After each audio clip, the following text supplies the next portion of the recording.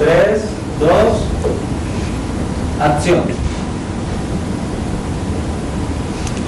Bienvenidos a otra edición de Homenajes. Durante las décadas de los años 60 a 90 del siglo pasado, decididos cineastas realizaron películas que merecieron que las palabras cine colombiano se pronunciaran en diversos idiomas en todo el mundo del cine. En ese grupo de audaces que realizaron películas de largometraje de ficción, hubo solo una mujer, Camila Lobo Guerrero, nuestra invitada de hoy. ¿Quién es Camila Lobo Guerrero?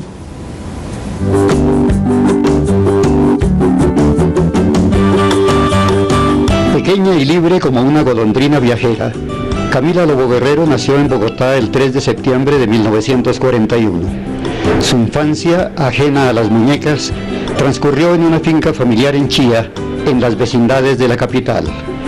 Creció entre la sombra de la rígida educación de las monjas del Colegio del Sagrado Corazón y la luz de la libertad de los paseos por el campo en compañía de sus 4 hermanos menores y de amiguitos de las fincas vecinas, de los juegos en los árboles y los chapoteos entre el barro, de las aventuras en bicicleta por el paisaje apacible de la sabana, siempre con el apoyo y complicidad de su madre, Leonor Vergara.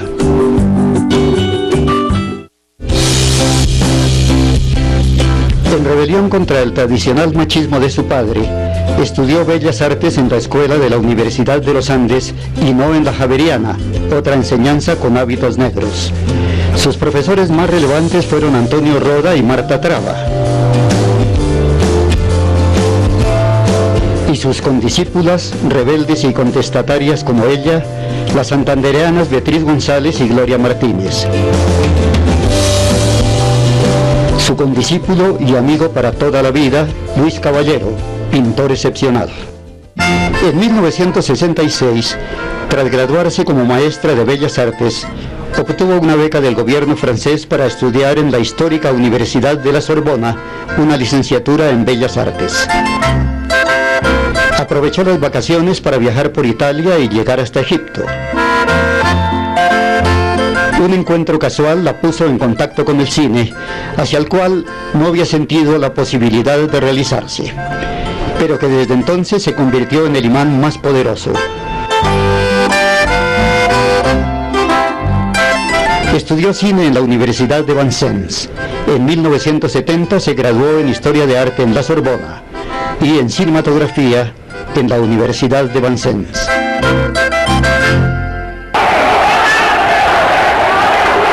Mayo del 68 constituyó una de las experiencias centrales de su vida.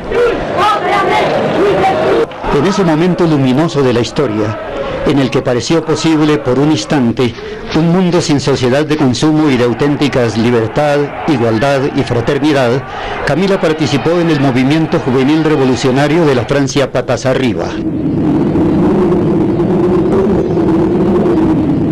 Intervino en las agitadas asambleas estudiantiles y diseñó afiches subversivos en la Escuela de Bellas Artes. El grafiti pintado en las paredes de París se convirtió en un lema personal: seamos realistas, pidamos lo imposible.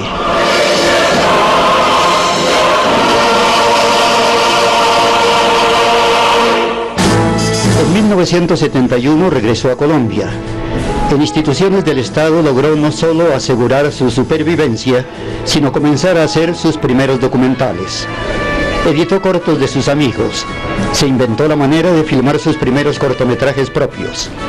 La creación de Focine, institución que dotó de oxígeno a un desfalleciente intento de cine colombiano, le permitió seguir trabajando sin detenerse. Hizo el montaje de un largometraje y la asistencia de dirección de otro. Luego, entre 1981 y 1983, pudo realizar su primer largometraje, Con su música a otra parte.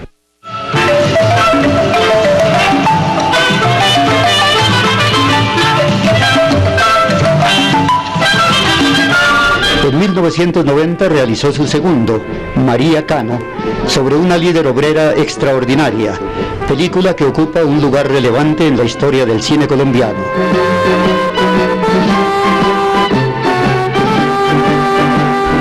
En 2008, después de un largo receso por falta de apoyo oficial, realizó su tercer largometraje, Nochebuena.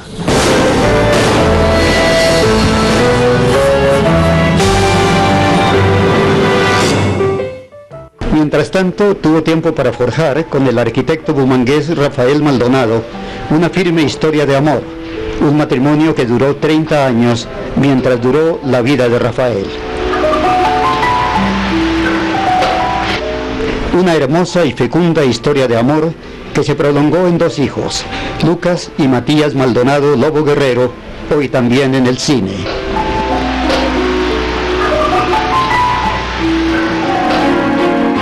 Guionista, montajista, directora de arte, directora de cine, líder gremial, Camila es dueña de una actividad incesante y de una mente invariablemente joven, enriquecida por una sólida cultura. Primera mujer en dirigir largometrajes en la historia del cine colombiano, lo cual le otorga una calidad de pionera. Multipremiada en diferentes festivales del país y del mundo. Esa es Camila Lobo Guerrero, pequeña y libre como una golondrina viajera.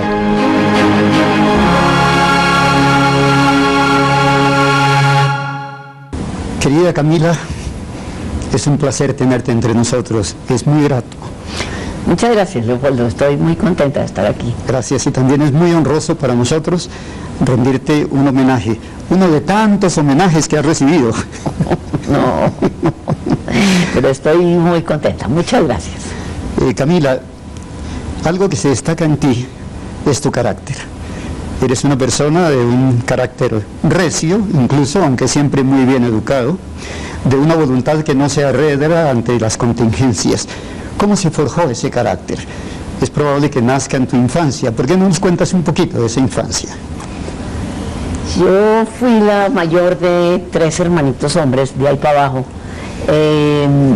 Vivíamos en Chía, en una casa de campo, y en realidad yo creo que a eso ayudó mucho que me dejaron ser como a mi libre albedrío, o sea, nunca me disfrazaron de niña de vestido de organdí, ni cachombitos, sino que yo vivía de overol y de botas de caucho, jugando con mis hermanos, que eran juegos de niños de campo, o sea, subirse a los árboles, montar en bicicleta, y entonces me crié con ellos porque además de mis 3 hermanos, había varios peladitos, niñitos de otras casas de campo de los alrededores, y formábamos como una galladita que íbamos a muchos paseos en bicicleta, íbamos hasta Sopoa a comer, tomar o comer yogur que apenas empezaba pues ahí Alpina. Subíamos al monte, íbamos hasta Cota, yo tuve que aprender a despinchar la bicicleta, a engrasarla, a desarmarla, y también andábamos en los árboles, nos gustaba salir por los caminos, robarnos ciruelas, era más o menos una infancia como bucólica, imposible de hoy en día, yo creo. Y es curioso, era una época de violencia, eran los años 50, finales de los 40 y sobre todo los 50, había mucha violencia en Chía. Mi papá era el único liberal del pueblo, el resto todos eran conservadores, de milagro no lo habían sacado del pueblo, y esto porque era ingeniero y le había ayudado la alcaldía pues a una cosa del tanque de agua, pero como que esa violencia como que no nos tocaba, como que pues los niños éramos inconscientes, por supuesto. Claro. ¿Y nunca jugaste a las muñecas? No jugué a las muñecas. Tampoco, de grande tampoco jugué a las muñecas con mis hijos, porque mis 2 hijos son hombres, de manera que era bastante inexperta. Jugué a muñecas con mi hermanito Miguel, que yo le llevaba 12 años, y entonces fue un poco mi muñeca viva, pero no jugué a las muñecas. Yo le agradezco mucho a mi mamá, que fue una mujer, yo creo que muy inteligente y muy comprensiva, yo creo, porque nunca me me obligó a ser niñita así pulcra, sino que me dejó que me desenvolviera por mi cuenta, y yo era muy gamina, muy trepada en los árboles, y quizás eso hizo que ya en la adolescencia y más adelante tuviera como un carácter, ese que tú dices que tengo un carácter recio, pero sí un poco que me permitió como imponerme a un poco ese machismo de los papás de la época. Entonces yo logré dos grandes victorias en ese momento, como cuando acabó bachillerato. Una victoria fue aprender a manejar carro. Yo le dije a mi papá que yo quería aprender a manejar carro, digo que las mujeres todas éramos brutas y nos estrellábamos contra el primer poste que uno veía. Entonces mamá me pagó las clases de manejar con el señor Lamprea, que era una academia que había en esa época. El segundo logro fue abrir una cuenta bancaria, cosa que tampoco me permitió papá, porque dijo que las mujeres girábamos cheques y girábamos sin saber eso qué fondos había. Y también mamá me apoyó, me prestó una plata, o creo que con lo primero que yo gané, y abrí una cuenta que todavía la tengo abierta en el mismo banco. Quizás todo eso me hizo como encontrar un lugar en mi casa, de manera que cuando yo, después de estudiar Bellas Artes, dije que me iba para Europa, pues no chistaron, porque estaban acostumbradas al... Creo que una cosa muy importante que ocurrió en el camino es tu decisión de no estudiar en la Javeriana Bellas Artes.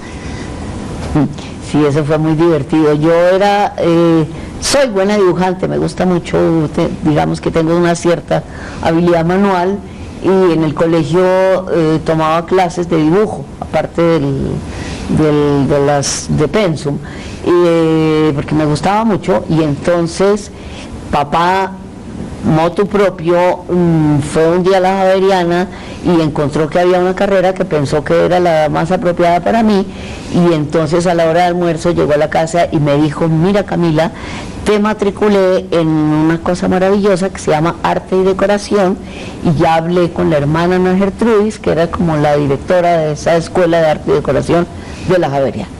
Y yo le dije: papá, perdiste tu plata, porque yo con monjas no estudio más, llevo 10 años en el Sagrado Corazón, y un chulo negro de esos no quiero volver a ver en mi vida. Y entonces me dijo: ¿y qué vas a estudiar? Y yo me puse a averiguar, descubrí la Universidad de los Andes y entré a estudiar Bellas Artes allá. ¿Y cómo fue? ¿Qué clase de gente estudiaba Bellas Artes? ¿Quiénes fueron tus profesores? ¿Cómo funcionó eso? Realmente fue donde yo me acabé de educar, o digamos donde abrí los ojos al mundo. Tuve la suerte infinita de haber sido la alumna, por una parte, de Antonio Roda, el pintor, que nos enseñaba pintura, y por otra parte haber sido alumna de Marta Traba, que nos enseñaba historia del arte. Pero ellos dos, a más de la parte académica, eran unos seres pensantes maravillosos, y a través de ellos como que yo comencé a leer la buena literatura, hablábamos de cine, éramos un grupo. También tuve otra muy buena suerte, y es que tuve compañeros: a Beatriz González, la pintora; a Gloria Martínez, la pintora; a Luis Caballero, el pintor, que fueron mis grandes amigos de todos los 4 años en los Andes. Ellos más Roda y Marta fueron, de verdad, yo era una tonta ahí con la boca abierta y los ojos abiertos enormemente, devorando todo lo que estas gentes opinaban y decían. Fue un mundo maravilloso. Yo creo que ahí fue donde yo realmente aprendí, me eduqué, y todo eso fue... Qué interesante, fue el enriquecimiento de tu vida. Sí, y después te fuiste a París a estudiar nada menos que en la Sorbona. ¿Cómo lograste hacer esto? Desde que entré a hacer Bellas Artes, yo soñaba con irme a París. Soñaba con irme, digamos, de mi casa, de la Bogotá provinciana.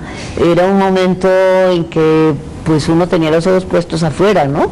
Eran los Beatles, era todo este mundo, y no sé por qué, o tal vez la influencia de ellos era más fuerte en París que, digamos, Nueva York. nunca se me ocurrió coger para Estados Unidos, pero ya desde aquí, desde Colombia, yo empecé a estudiar francés y apliqué a becas de la embajada francesa.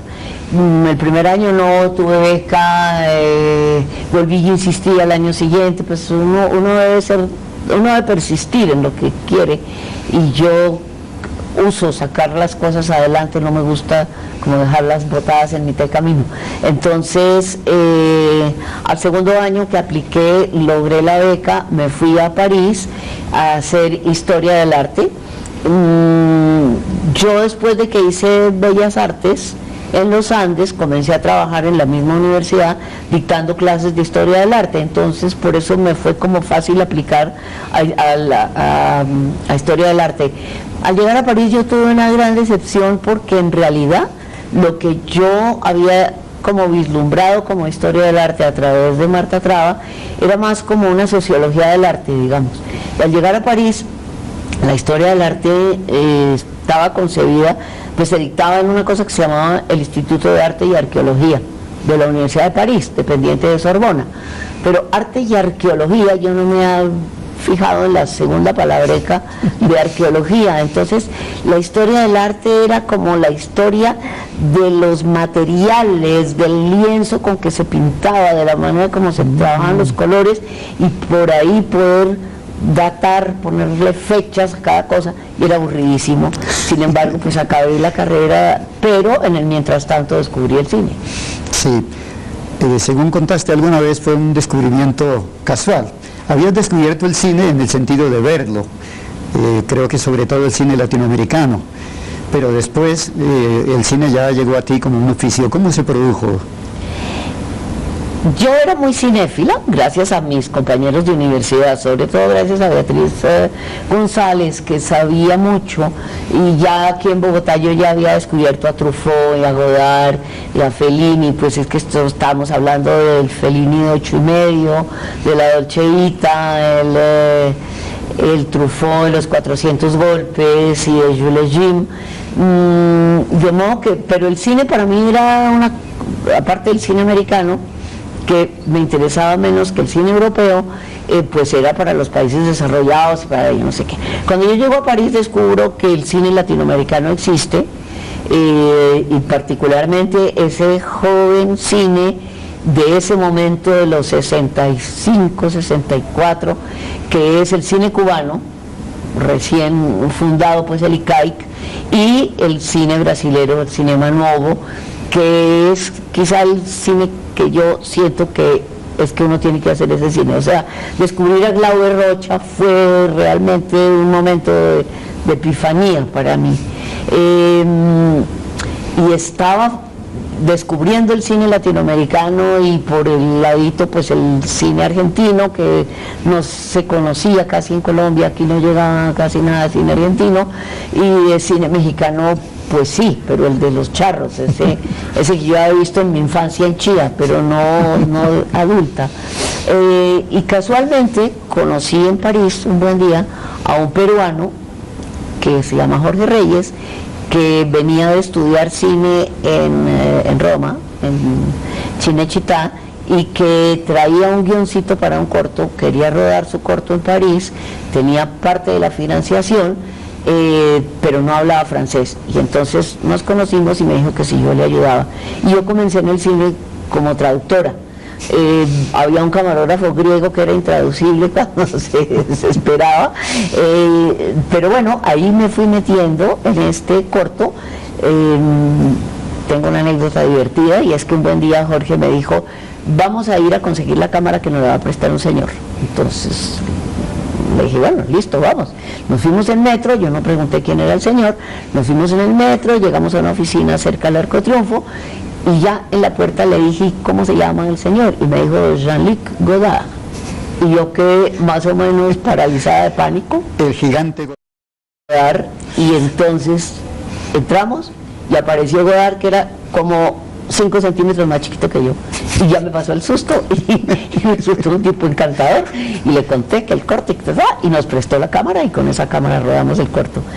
Y ahí como que vi que el cine lo podíamos hacer todos, los tercermundista o quien fuera que estaba al alcance de la gente, y entonces entré a estudiar cine a la universidad. Bueno, vino mayo del 68 y terminado mayo del 68 entré a estudiar cine. ¿En dónde? En la Universidad de Vincennes, que fue una universidad que creó la carrera de cine en los días, en el pasado el verano, digamos, después de mayo del 68, en el segundo semestre del 68 se creó la Universidad de Vincennes, se creó la Facultad de Cine, entré a esa Facultad de Cine y fueron unos años maravillosos porque como estábamos estrenando facultad, entonces estrenamos cámaras, moviolas, había película virgen, había de todo. Eso con el tiempo se va acabando y se va desbaratando muy rápido en una escuela, pero estábamos estrenando. Y hice muchos cortos y pude hacer muchas cosas. Claro. Sin embargo, creo que tu primer deseo era manejar la cámara, convertirte en una camarógrafa. Sí, yo en una cosa que uno tiene confusa, que todos tenemos confusos cuando pensamos en que queremos hacer cine, entonces uno cree que hacer cine es ser camarógrafo, ¿no? Es como la primera idea que me vino, y entonces yo quería ser camarógrafa, y Carlos Duplat, que estaba en París en esa época, me dijo que uno, siendo becado del gobierno francés, podía conseguir una pasantía de pronto en la televisión francesa, porque también era, pues la RTV era del Estado, y que podía aplicar a ver si le aprobaban eso. Entonces hice toda mi aplicación para hacer una pasantía de 3 meses como camarógrafa. Y cuando llegué el primer día, el lunes a las 8 de la mañana, y me presenté donde la señora que se llamaba Madame Turbante, como turbante, yo entré y me dijo, ay, pero si usted es señorita. Me dije, sí, ¿por qué? Me dijo, no, porque Camille es masculino, Camille Saint-Saëns, y entonces ella había pensado que yo era hombre y me dijo, y mujer no se puede. ¿Y cómo así que no se puede cámara? Me dijo, no, como su nombre indica, cameraman, en los estatutos de la televisión francesa está prohibido que las camarógrafas sean mujeres. Eso ya cambió, claro, pero en esa época no, era cameraman. Entonces salí muy triste y a los 8 días volví y le dije, bueno, ¿y lo de montaje también es femenino? Y me dijo, no, eso sí puede hacer la pasantía. Entonces eso hizo que hice como ese curso intensivo, digamos, de montaje, que también ya lo había hecho en Vincennes, y que durante los primeros años aquí en Colombia mi trabajo en el cine fue como montajista, como editora, durante muchos años, sí. Bueno, creo que es la hora de hacer nuestra primera pausa, Camila.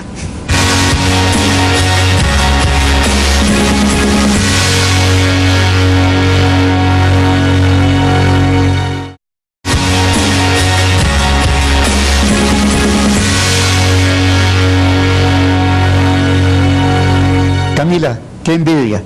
Tú estuviste en París en mayo del 68 y no solo estuviste en París, sino que participaste en la rebelión.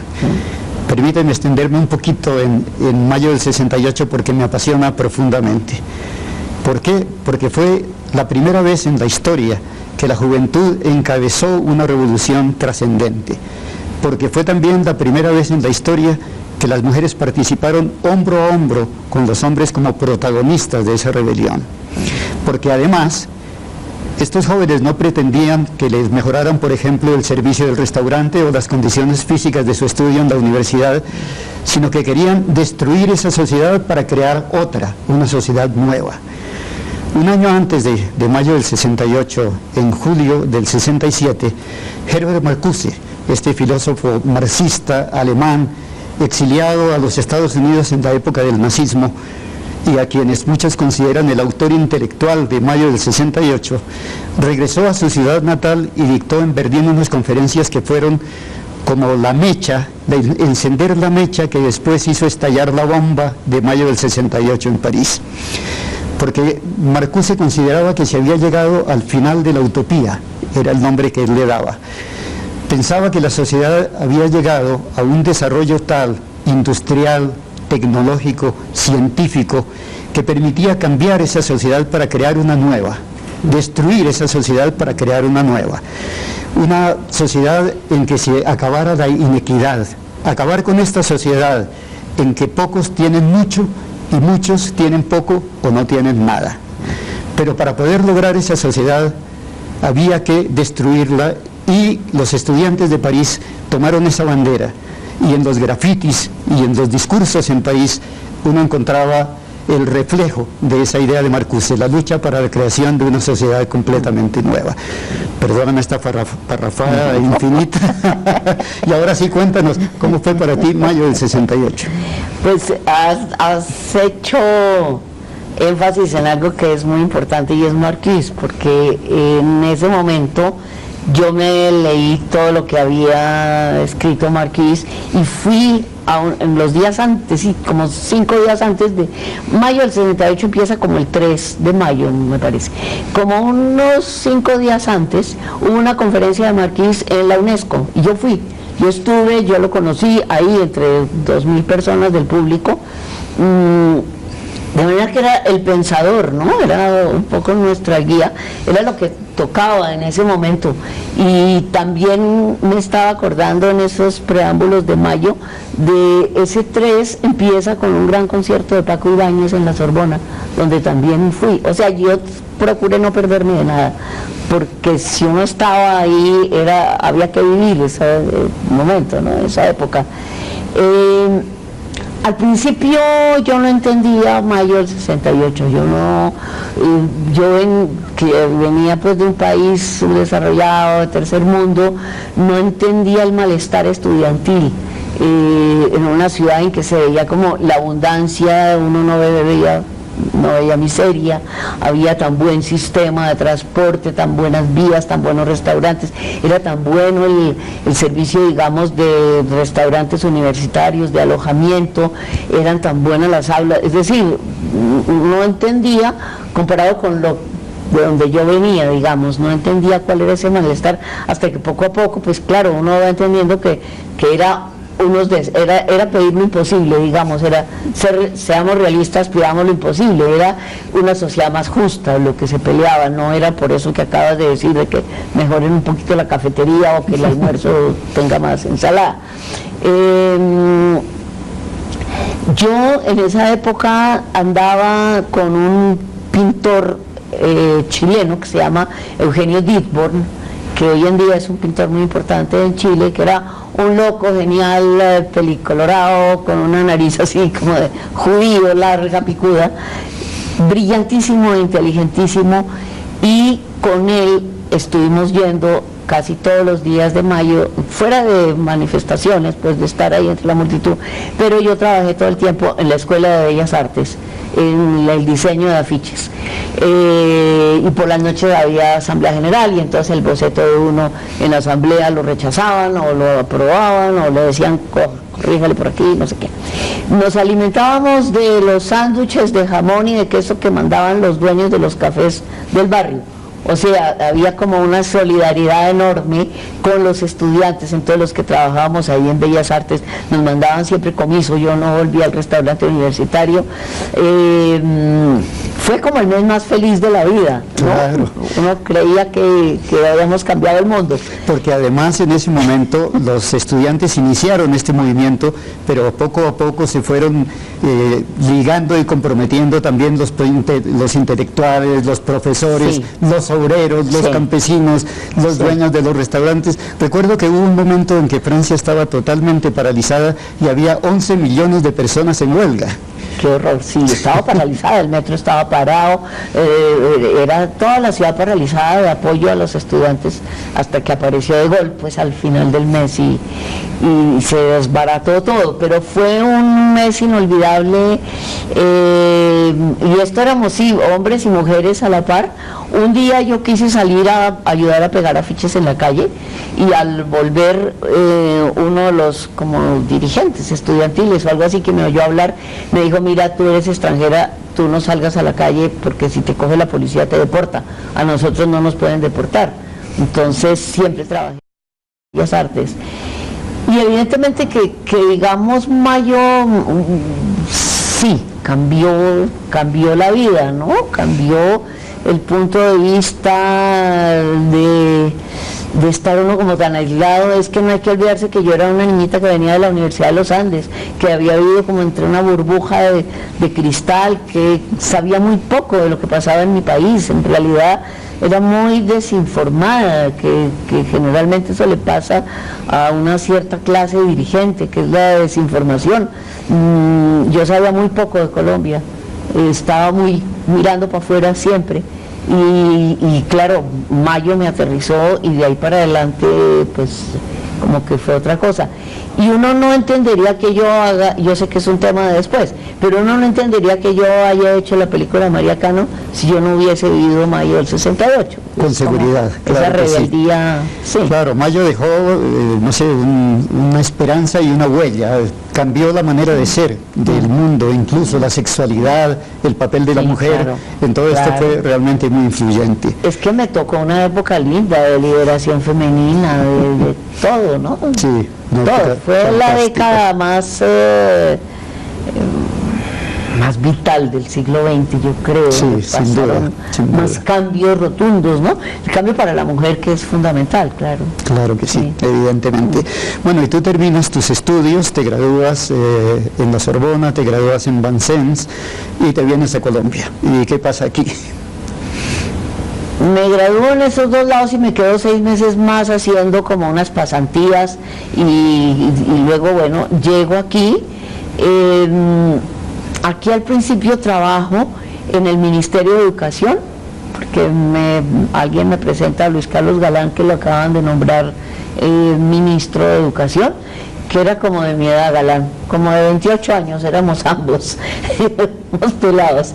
Y yo me acuerdo que me dieron la cita con Luis Carlos y yo entré muerta de susto y me había puesto un abrigo de gamuza que recién había comprado en París, que era largo hasta el tobillo y que era como salido de esas películas de Sergio Leone, que era El bueno, el malo y el feo, que eran esos 3 vaqueros con unos abrigos de solapas anchas y hasta el tobillo el abrigo, y yo me fui con mi abrigo a la cita con Galán, muerta de pánico de que le habla uno a un ministro, y llego y me dice: ¡ay, tan bonito su abrigo! ¿Dónde lo compró? Me parece que éramos de la misma edad y que podíamos hablar como más descomplicadamente, y trabajé durante un par de años en el Ministerio de Educación en una oficina que se llamaba Radio y Televisión Educativa, y hice como unas peliculitas educativas y cositas así hasta que nació mi hijo Lucas, y entonces creé una empresita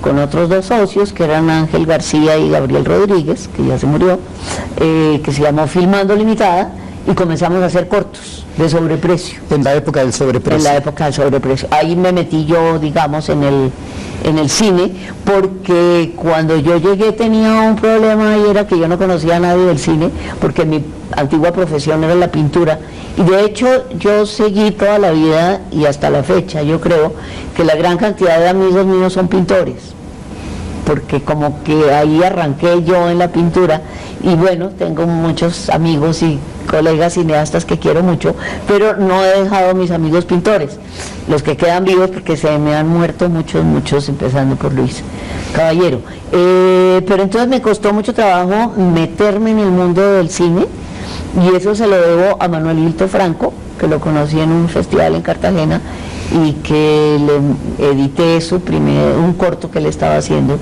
y por ahí pues fui entrando al mundo del cine. Y sí, al principio hice cortos,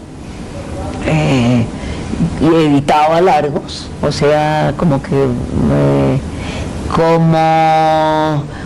yo empecé despacito, no quemé etapas, sino que las mujeres somos un poco menos osadas tal vez, y ese, ya a los 20 años decir que uno es director de un largometraje me parece un horror. Hay que saber dónde se pisa. Muy bien.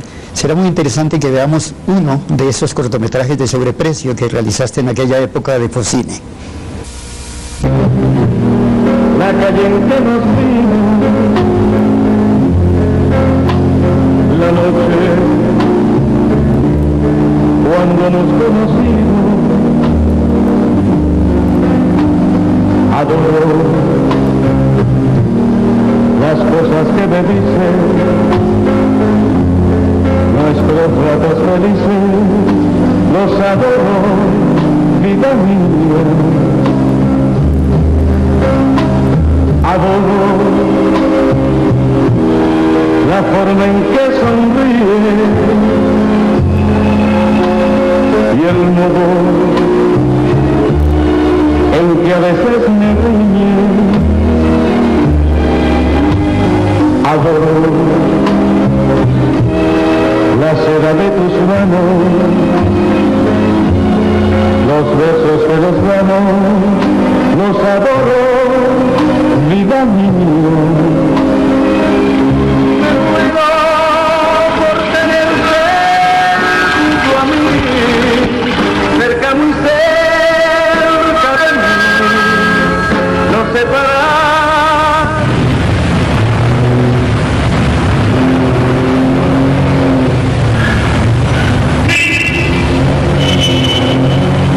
Adoro la calle en que nos vimos. Sí, doctor. Sobre el balance trimestral hay un aumento del 17.5.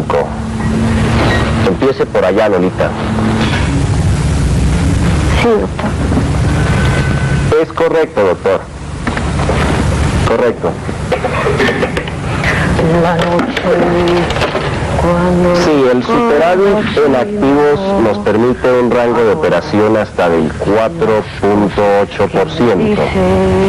Con ganancia. Nuestros ratos felices. De acuerdo, doctor, no hay problema. Los adoro. Vida mía. ¿Por qué no me regalas un tintico? Sí, por favor. Sí, doctor, ahora se lo traigo aquí.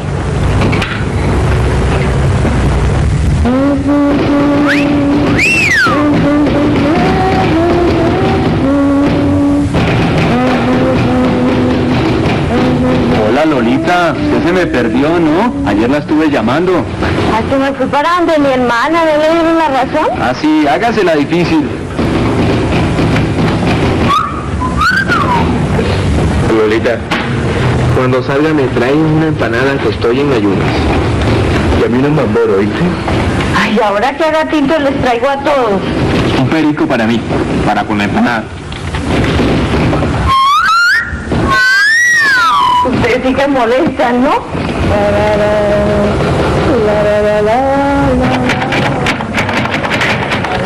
No se va a poder. Pero si te estoy avisando con una semana de anticipación. Entonces, ¿qué, Betisita? ¿No te animas? El viernes vamos a jugar bolos con unos amigos. Ay, Lolita, por favor. ¿Se puede cambiar algo en mi florerito? Claro, señorita. ¿Le provoca un tintico? Más bien denme una agüita. ¿Quiere que le traiga aquí el tinto de Chile?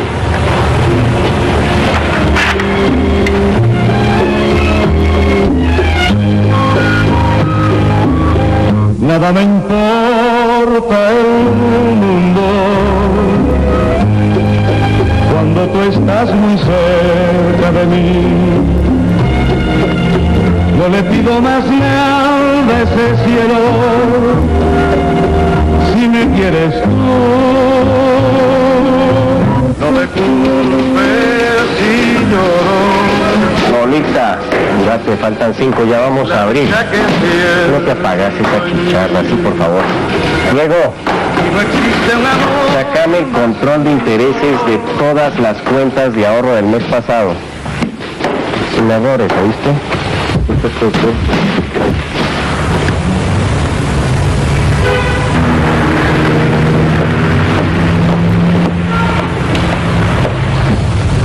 Voy a la droguería y regreso.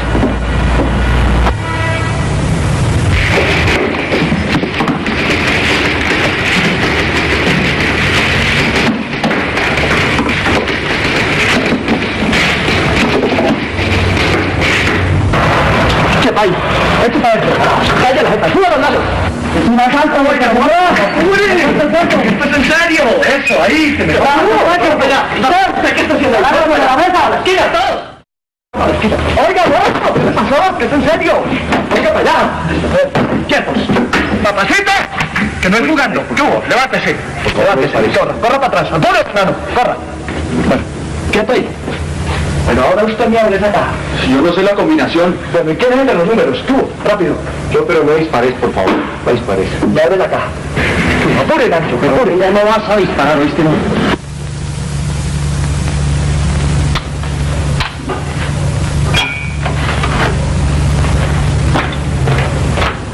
A la esquina, apúrele, enano. Abrime acá, rapidito. Apúrele, enano.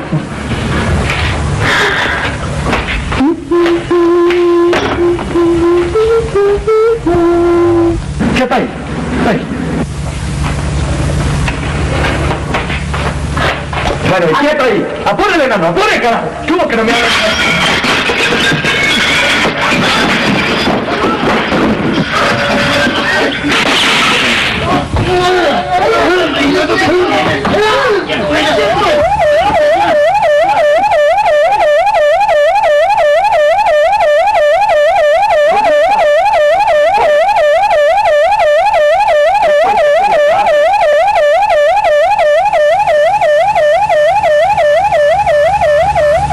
Adoro la seda de tus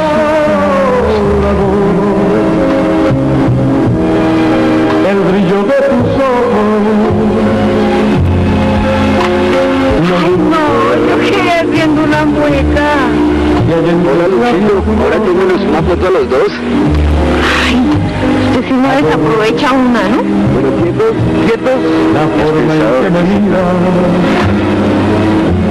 y hasta cuando suspiras, yo te adoro, vida mía. Yo te adoro, vida, vida mía. Yo te adoro, vida, vida mía. Yo te adoro.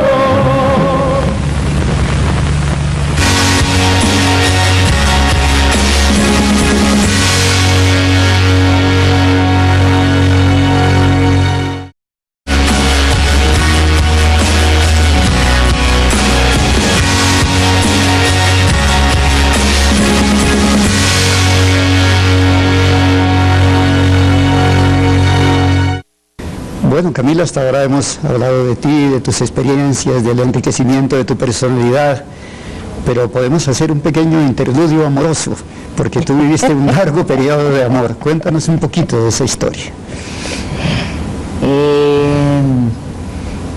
Rafael Maldonado primero fue novio mío cuando yo estudiaba en los Andes, Bellas Artes. Luego peleamos, él se fue a vivir a Bucaramanga, yo me quedé aquí, luego me fui para Europa y 10 años después nos volvimos a encontrar en París. Él estaba en Londres haciendo un posgrado en arquitectura escolar y bueno, nos volvimos a encontrar y resolvimos casarnos y irnos a vivir juntos, y esa unión duró 30 años hasta que se murió hace 15. Tuvimos 2 hijos y Rafael fue mi compañero, mi cómplice. Me cuesta trabajo hablar de Rafael. Fue la persona solidaria conmigo en las buenas y en las malas, en todas mis loquinas, como haber hecho un préstamo millonario para hacer un largometraje. Fue el codeudor en las aventuras financieras, en oír pacientemente los guiones que yo estaba como fabricando en mi cabeza y que hablaba de ellos, siempre como con un sentido del humor que a veces era corrosivo, pero era tan lúcido y tan iba al punto que era una muy buena crítica. Era consejero en todo lo estético, en varias películas mías hizo la dirección de arte, con su música Otra Parte hizo la dirección de arte.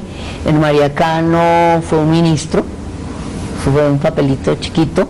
Con su música otra parte es el dueño del bar, el señor Gutiérrez. Le fascinaba actuar, era un muy buen actor, pero era muy ocupado, pues era un arquitecto que tenía su oficina, de manera que no podía comprometerse así como en todo un largo. Pero bueno, era el consejero del crítico y la persona que yo más he querido en la vida. Bueno, yo he pensado que de pronto, cuando una persona recibe un homenaje, tiene derecho también de hacer el suyo a una persona que haya sido definitiva en tu vida. Me parece que podríamos, dentro de este homenaje, rendirle un pequeño homenaje a Rafael Maldonado.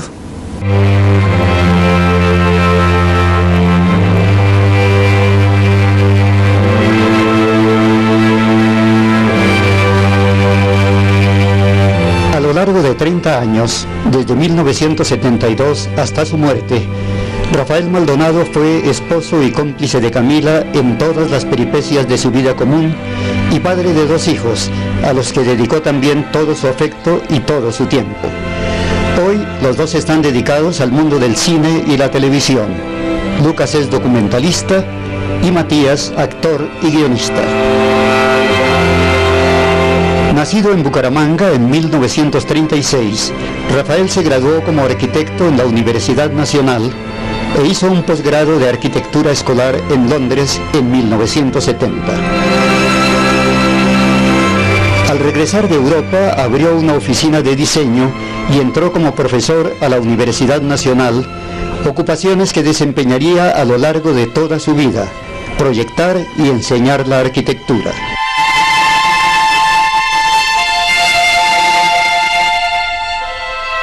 Diseñó colegios, jardines infantiles y una universidad, la Autónoma de Bucaramanga.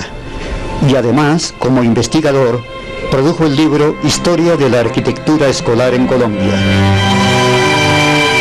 Fue actor de teatro en los primeros tiempos del grupo de Santiago García y actor de cine en varias películas, algunas de Camila como María Cano, y en La Recompensa de Manuel Franco, que le valió el premio de Mejor Actor en el Festival de Cine de Bogotá.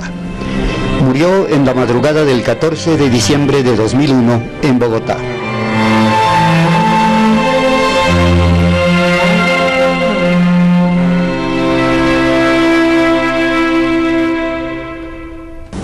Bueno, Camila, en el año 82 tú fuiste la primera mujer en la historia del cine colombiano en realizar un largometraje, con su música a otra parte. No era fácil. ¿Cómo lograste hacerlo? Yo había sido asistente de dirección de varias películas, de largos y de mediometrajes, y que aprendí mucho, yo creo. Siendo asistente de dirección es una actividad muy buena porque uno está al pie del cañón, y uno ve los errores que se cometen, pero no son de uno los errores, mejor dicho, son ajenos. Entonces, si se fija con cuidado, pues es muy útil, y yo me fijé mucho en eso, en las relaciones con la gente, con la técnica, con los actores, en todas esas películas, cómo era el manejo. Es más, y antes de emprender ese largo y antes de emprender algunos cortos, me conseguí otra beca que dio ICETEX, que era para actualización, y entonces fueron 3 meses que me fui a Francia otra vez a mirar rodajes, y yo estuve viendo varios rodajes, pero tal vez el más importante fue el de La Vie de Molière, que lo hizo Ariane Mnouchkine, una directora de teatro del Théâtre du Soleil, que es una directora maravillosa que yo admiro y que es como mi heroína, como lo que yo quisiera hacer cuando grande. Lo malo es que ya soy grande. Y yo estuve un mes pegada a mirar eso, porque eso era una superproducción muy linda, hecha con mucha plata, pero esa relación de ella con sus actores fue realmente algo que me enseñó mucho. De manera que cuando vine aquí hice Soledad de Paseo, creo, y hice el Drácula, y todo esto era ya como con miras a hacer un largo.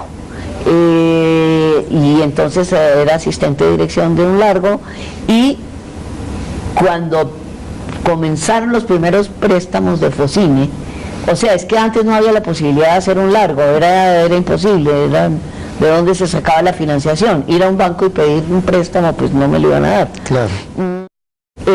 Aparecieron los préstamos especiales de Focine, que eran unos préstamos ni tan especiales, uno tenía que firmar pagarés como locos de hipotecaria, etcétera, y presenté un guión que lo escribí con Beatriz Caballero, la hermana de Luis Caballero. Se murió Luis y yo heredé a Beatriz.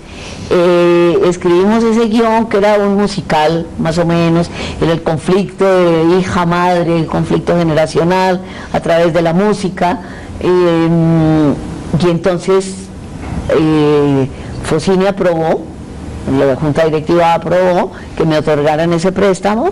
Rafael y yo firmamos solidarios esa cosa sin haber hecho nunca, ninguno de nosotros, ni tú, que también estabas en ese paquete, yo creo. Sí. Nunca habíamos hecho un estudio de mercadeo, uno no tenía ni idea cuántos pueden ser los posibles espectadores, porque hoy en día sabemos, uno sabe que por cada espectador recibe $1 y que necesita mínimo 200.000 espectadores para recuperar no sé qué. Hoy en día todos los directores de cine sabemos más o menos cómo es el mercado, que es durísimo y etcétera, pero en esa época no se nos ha ocurrido ni pensar ni preguntar. Uno hacía la película y pensaba que ya. Todo era fe y romanticismo. Todo era romanticismo, sí. Entonces me dieron el préstamo, rodé la película, acabé, claro, sin un peso para la promoción, que sea el momento para darle las gracias a Carlos Pinzón, tu hermanito, porque gracias. Alguien, Henry Laguado, muy querido, un día me dijo: Camila, ¿y usted cómo va a hacer para promocionar la película? Le dije: no tengo ni idea porque no tengo un peso. Y me dijo: ¿por qué no le regala la premiera a Carlos Pinzón para sus obras benéficas para la Teletón? Y entonces le regalé la premiera a Carlos, y Carlos hizo una publicidad inmensa, lo cual hizo que la película, y además comerciales de televisión y comerciales pícolos de radio, me pidió, de manera que fue divulgadísima la película. Esa película tuvo algo así como 350.000 espectadores, fue muy bien en su momento. Sin embargo, la boleta, cosa que hasta ese momento comencé a entender, la boleta pertenecía a la canasta familiar. La boleta era como de 5 pesos, costaba la boleta, y con ese costo de la boleta era imposible pagar la deuda de ese préstamo. Claro. De manera que yo quedé debiendo no sé cuánto, que aumentaba y aumentaba, hasta que llegó María Emma y hizo un arreglo con todos nosotros que éramos deudores. Sí, claro, recibió las películas con dación de pago, sí, claro. Y saneó toda esa aventura loca. Viví la misma experiencia, pero Focine fue un momento muy importante para el cine colombiano. Fue cuando pudo despegar, y cuando se terminó. Algunos acusan a los directores de eso, pero Silvia Galvis, una escritora y periodista santandereana muy importante, escribió una columna en El Espectador donde decía: no es cierto que sean los directores o los quienes le deben a Focine los causantes de su quiebra. Son la causa real es que los distribuidores y exhibidores nunca le pagaron a Focine, y por eso se quebró. Por eso, y porque en esas épocas llegó el neoliberalismo. Sí, exactamente. Los distribuidores le debían a Focine algo así como 2.000 millones de la época del año 93, que era toda la plata del mundo. La señora Maruja Pachón llegó a Focine y los amnistió. Sí. De manera que no fuimos, nosotros entregamos las películas como dación en pago. Yo creo que a Consumúsica, a otra parte, le han sacado mucha plata, porque la viven pasando en Señal Colombia, de manera que de eso que costó la película, que fueron 14 millones, yo creo que con creces le han sacado los 14 millones y más, porque la han exhibido mucho en Señal Colombia y en canales privados y etcétera. Sí, yo la entregué como dación en pago, y en realidad yo creo que de las películas de la época de Focine hubo películas muy, muy importantes. Por ejemplo, Cóndores, creo que es la película más importante de ese primer paquete. Es una película que aún hoy en día es importantísima, y que fueron unas películas valientes y bien. María Cano también fue Focine. Claro. Sí, claro, la tuya, Pisingaña, pues Pisingaña es una película que está contando la realidad de la violencia en Colombia. Gracias, en este momento, la violación de esta niñita. Sí, fue una cosa muy dolorosa. Sí. Y ya que hablamos de esto, de María Cano, Camila, Francesco Rossi dijo alguna vez que realizar una película implicaba un compromiso ético con uno mismo como realizador y con el espectador que tendría que ver esa película. A mí me parece que tú has cumplido siempre con tu compromiso ético, pero si alguna vez lo llevaste al fondo fue en María Cano, porque hiciste una película que ocupa un lugar muy importante en la historia del cine colombiano, una película histórica, una película en la que rescataste a una mujer que había caído en el olvido y que fue un ser excepcional. María Cano es increíble. María Cano surge de una familia, si no rica, acomodada, eso sí, libre pensadora, por fortuna. Era una muchacha culta, una mujer culta, que empezó a interesarse en los problemas de la pobreza y a comprometerse con los problemas de la pobreza y con los problemas de los trabajadores que vivían una situación infame. Y poco a poco se comprometió con eso, aunque había crecido en una sociedad en que la mujer desempeñaba un papel absolutamente secundario. Era particularmente madre, esposa fiel y muy practicante, cuidadosa de la religión católica.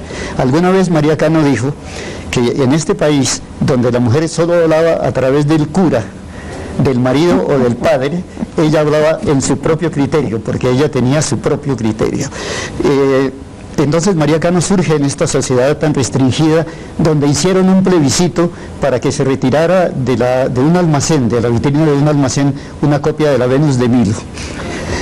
Entonces parece casi incomprensible que en este ambiente surja una mujer que de pronto rompió todas las ataduras con esa sociedad, se convirtió en la primera líder política de este país, en la primera líder socialista, marxista, en una mujer que tenía una capacidad de convocatoria extraordinaria, que organizó a los trabajadores, que tenía un discurso candente, que se pronunció contra la pena de muerte, contra el servicio militar obligatorio, contra la invasión de los Estados Unidos a Nicaragua, contra las condiciones de la vida de la mujer en Colombia. Mejor dicho, una mujer fuera de serie completamente. Sin embargo, fue una estrella fugaz que duraba 7 años más o menos de su vida pública, si no me equivoco, Camila. Creo que fue como a los 38 años cuando ella, madura y consciente, ya salió a la plaza pública y se convirtió en esta heroína que resistió la cárcel, resistió la persecución, resistió la censura. Y bueno, es una historia extraordinaria. ¿Cómo elegiste, cómo se te ocurrió que fuera María Cano la protagonista de tu película? A mí me fascinó la historia de María Cano y quizá lo que más me gustó fue como el carácter romántico de su lucha. Es que María Cano no estaba peleando una curul, ni estaba peleando un voto, ni quería ser concejal de Medellín o candidata a la gobernación de Antioquia, nada de eso, porque la mujer no tenía voto. El voto de la mujer es a partir del año 57. No podía ser elegida. No podía ser elegida en nada. Un cargo público. No. Ella lo que tenía era el talento inmenso de la oratoria, cosa que es un problema al hacer una película, porque evidentemente no hay grabaciones de sus discursos, sino es como de oídos. Ella era así chiquitica y decían que se crecía en la plaza pública y convocaba a las masas y realmente la adoraban. Y fue muy fugaz su momento.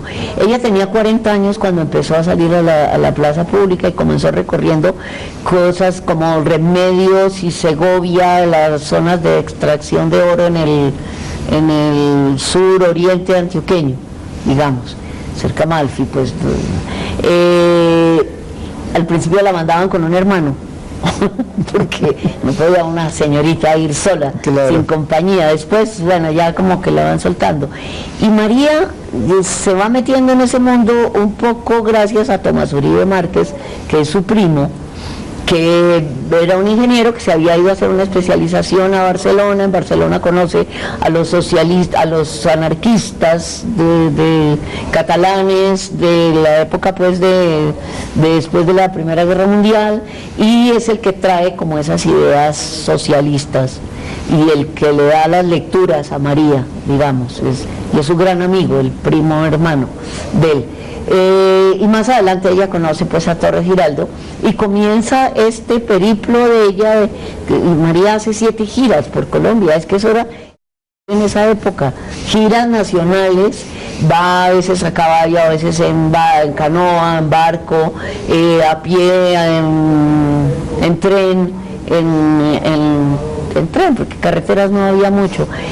Recorre muchas zonas de Colombia como con esa cercanía que tenía con la gente, y luego la meten presa después de la masacre en las Bananeras, y luego el partido la abandona, el Partido Comunista la califica de golpista, de aventurera, y ella se va a trabajar como 17 años, trabaja de obrera en la imprenta departamental de Antioquia, hasta que Torres Giraldo, que se había ido para la Unión Soviética, vuelve, y entonces el hijo de Torres, que es Eddie Torres, que fue el director de la Biblioteca Nacional, que vive en Nueva York, le resuelve juntar a los dos para mandar unos solos dólares, digamos, para que, y entonces ellos terminan, o no terminan sus días porque después terminan distinto, pero sus últimos, que son 20 años o algo así, viven bajo el mismo techo, María con la hermana Carmen Luisa y Torres Giraldo en Medellín. A mí,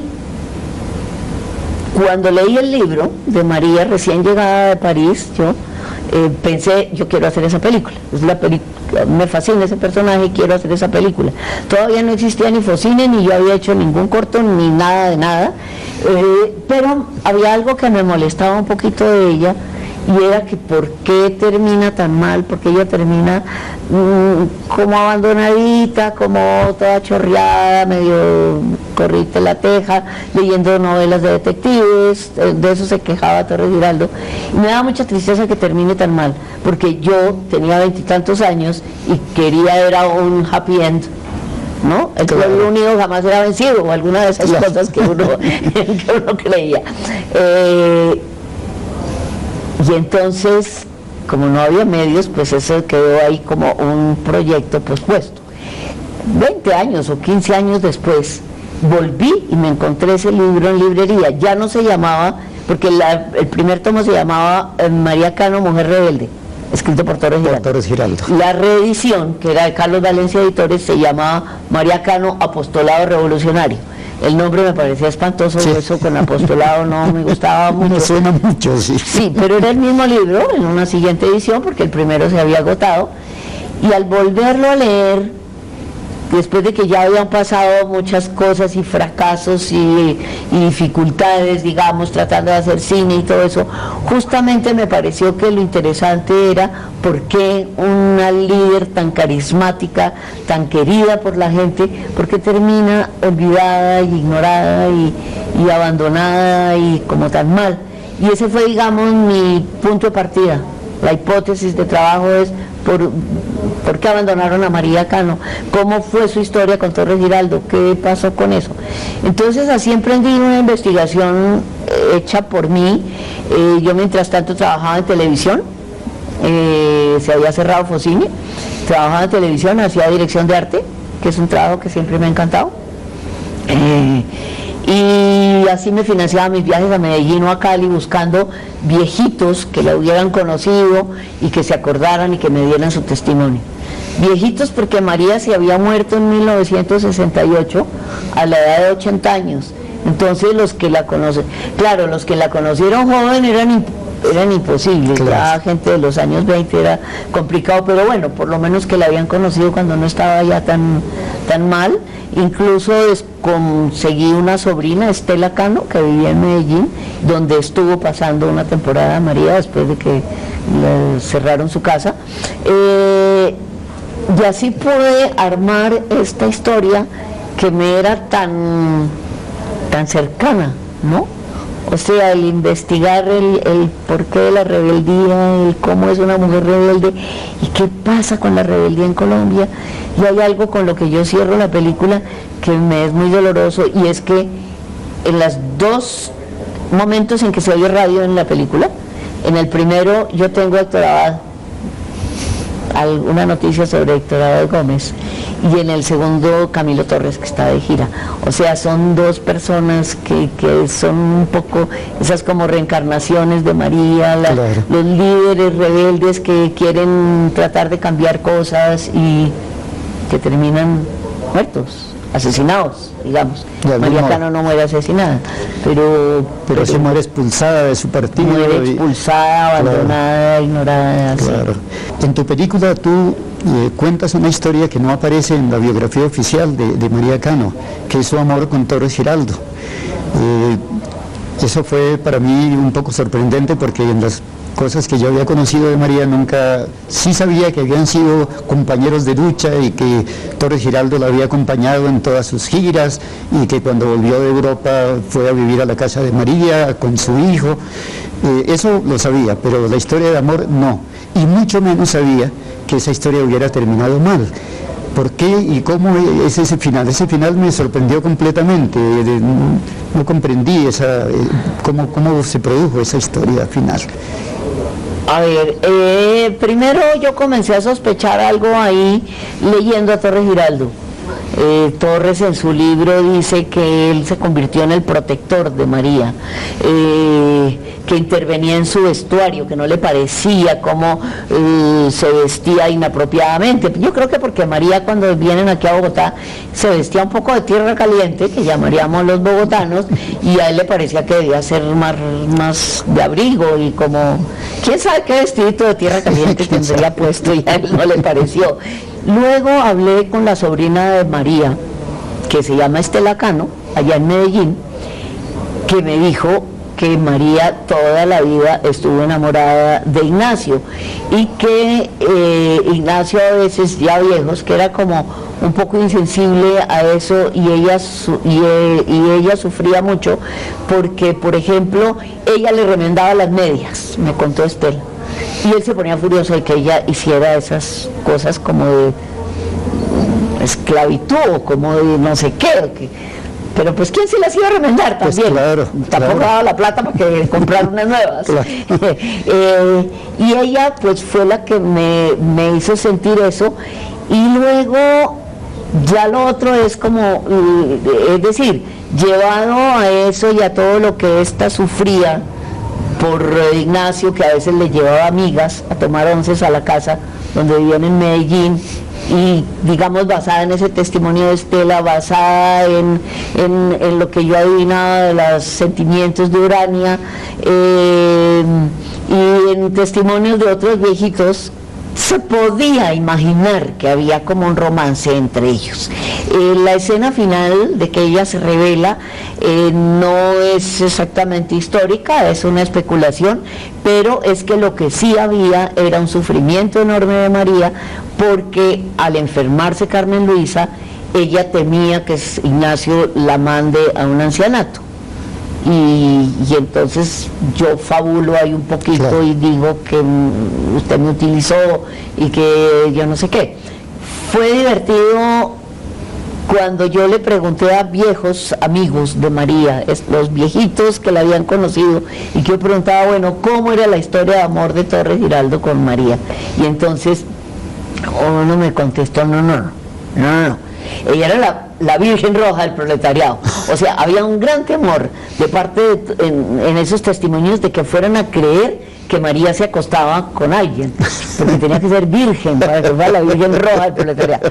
No tengo ni idea, sí o sí, no, y no importa. Claro. Lo que me importaba era su corazoncito, claro, digamos, donde estaban sus afectos, claro, ¿no? ¿Cómo fue trabajar con María Eugenia Dávila, Camila? Yo conocí a María Eugenia cuando ella era casi una niña, una preadolescente, debería tener unos 13 o 14 años, y formaba parte del grupo de radioteatro de la emisora 1020. Ya entonces se servían sobre ella esas influencias oscuras, esas cosas que convirtieron su vida en una tragedia. La volví a ver después de que Fernando Gómez Agudelo la rescató de las calles de México, Sí. entregada a la droga, perdida, miserable, pidiendo limosna. Por fortuna, no sé cómo, Gómez Agudelo la vio y la trajo de nuevo a Colombia, y aquí se convirtió en una actriz de primer orden. Pienso que es una de las mejores actrices que jamás han actuado en el cine colombiano. Su vida fue muy trágica, pero su actuación fue inolvidable. ¿Cómo fue tu relación con ella? ¿Cómo era ella?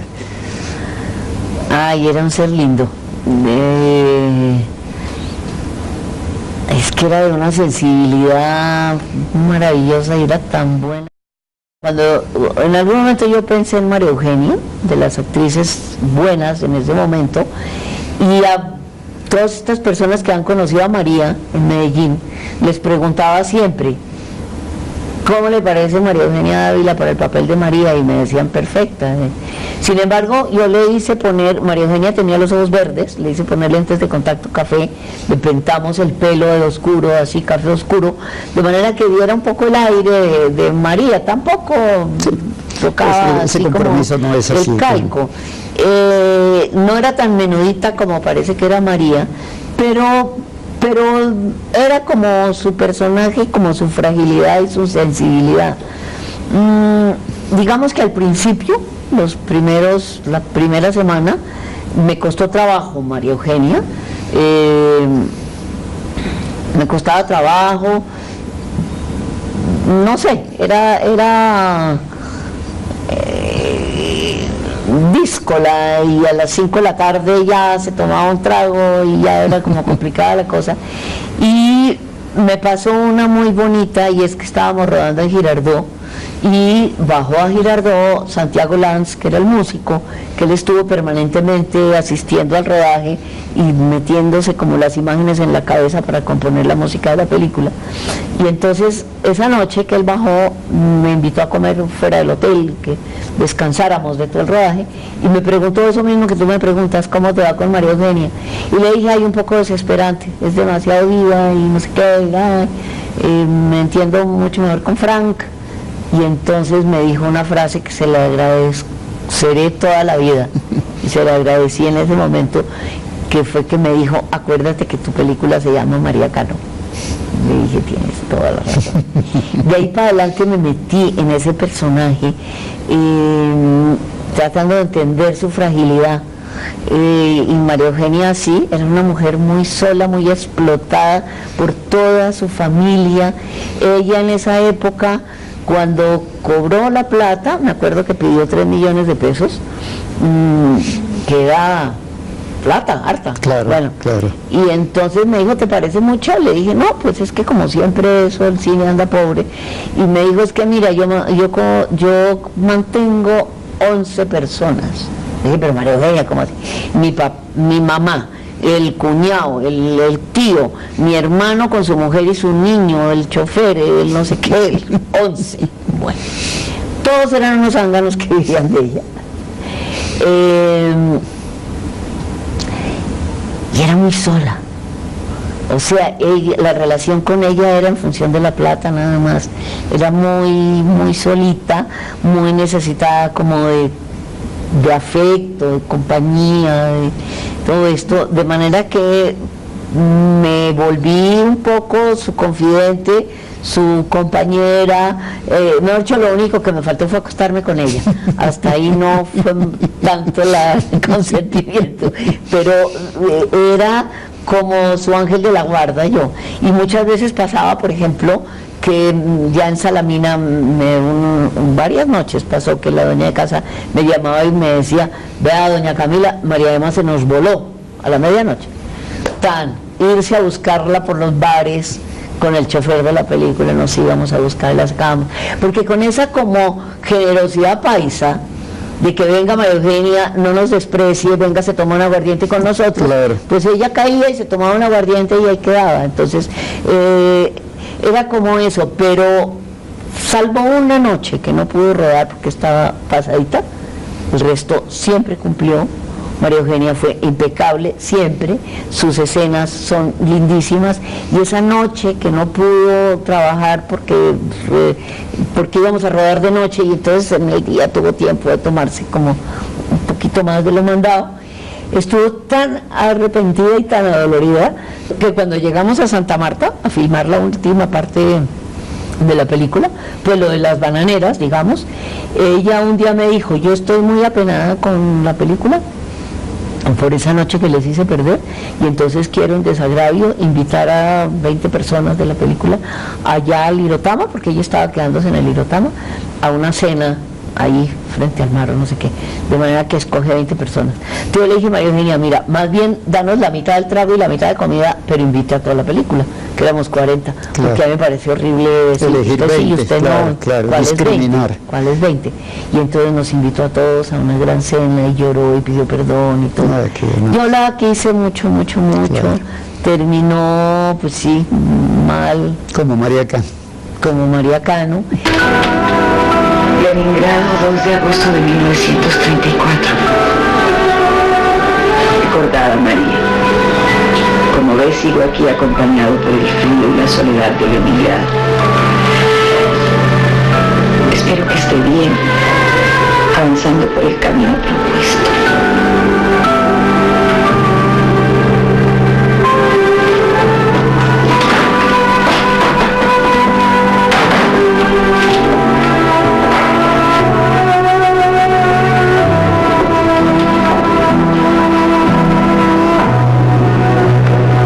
Aquí las cosas andan bien, huirla siempre por la bruma, dispuesto a volver para concluir el trabajo iniciado. A pesar de los momentos difíciles encontrados en el camino, creo que debemos permanecer unidos, acortando distancias, siendo presentes en la ausencia. Con afecto, Ignacio.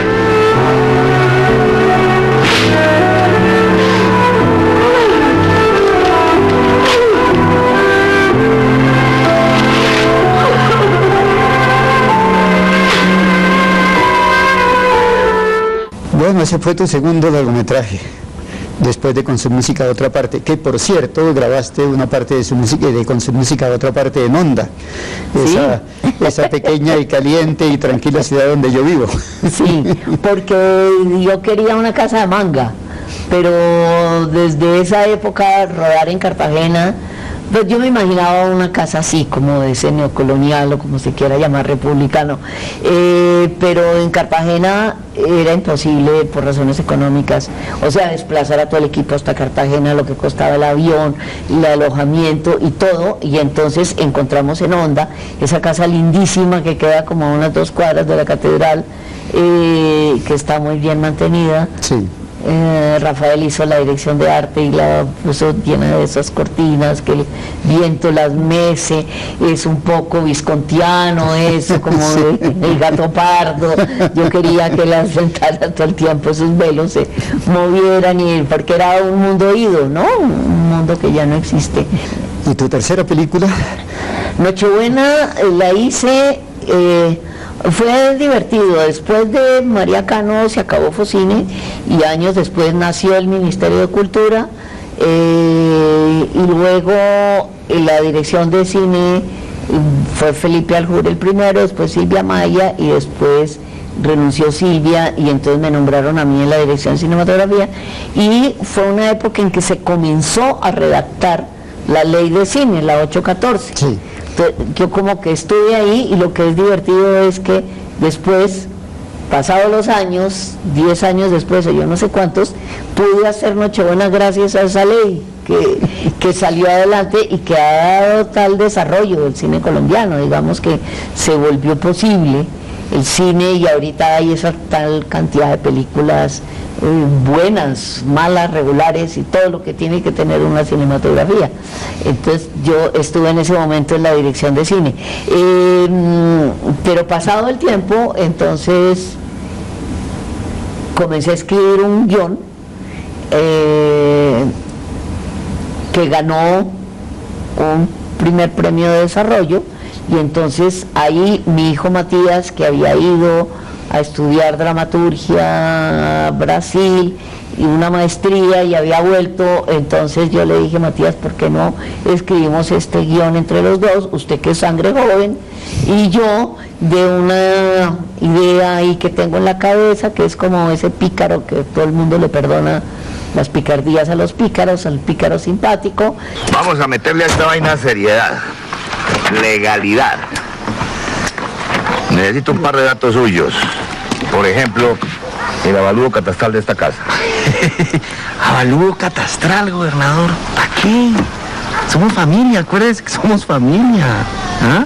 Vamos al alto. Usted se tranquiliza, habla con el gordo y todo bien, todo resuelto. ¿Cuándo le quedo yo mal?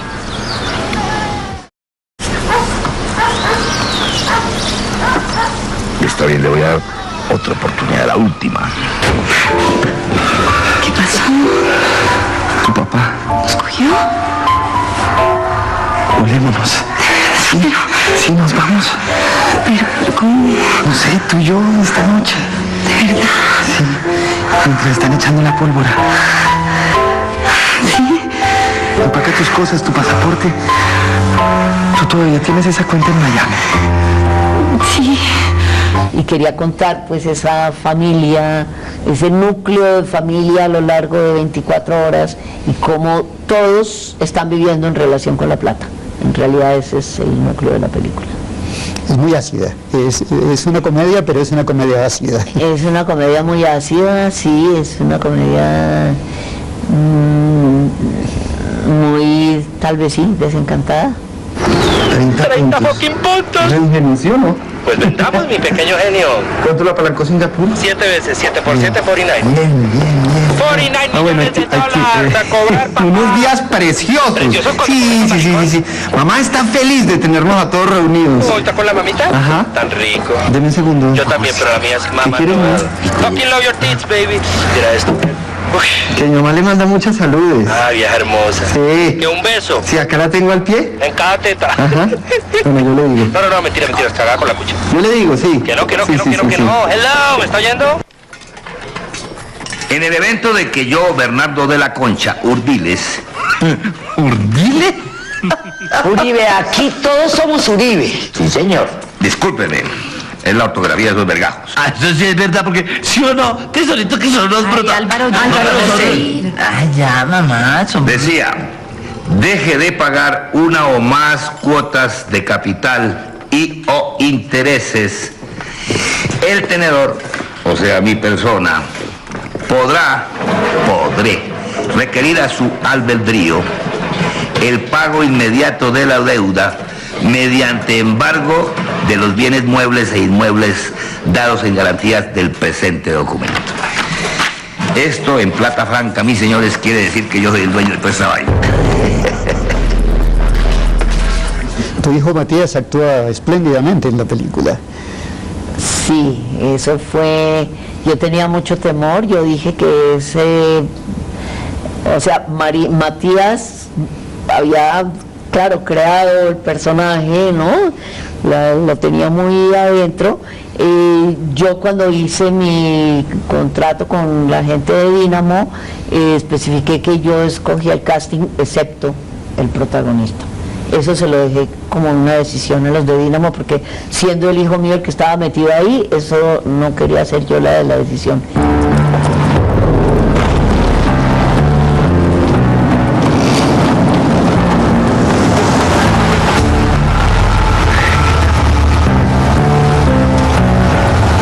Gobernador.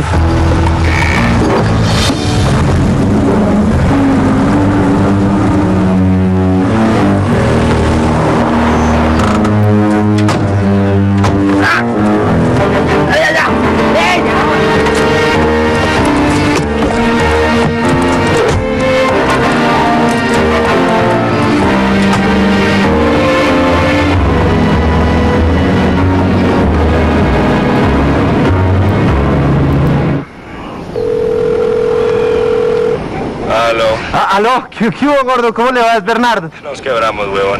Pero bueno, no fuimos nosotros solos. Marica, se fue para el culo Wall Street entero, sin porción de mañana, jetón. Nos quedamos con unos titulitos de mierda, entonces, o le inyectan plata. Listo, sí, no, entonces, contentos todos, contentos todos. Sí, yo estoy haciendo... ¡Feliz Navidad, ¿no? Ya sabes. Marica, y hágame otro favor, ¿sí? Dígale al caramico de Ulderico que no venga aquí a joder. Que si haya tumbado medio pueblo, también está en la puta calle. Que tras de ladrón bufón, que no sea tan marica. ¡Patacón! ¡Refrito! Yo me reservé eso, la escogencia de la música y el primer corte. Hasta ahí llegué, yo no pude tener el corte final.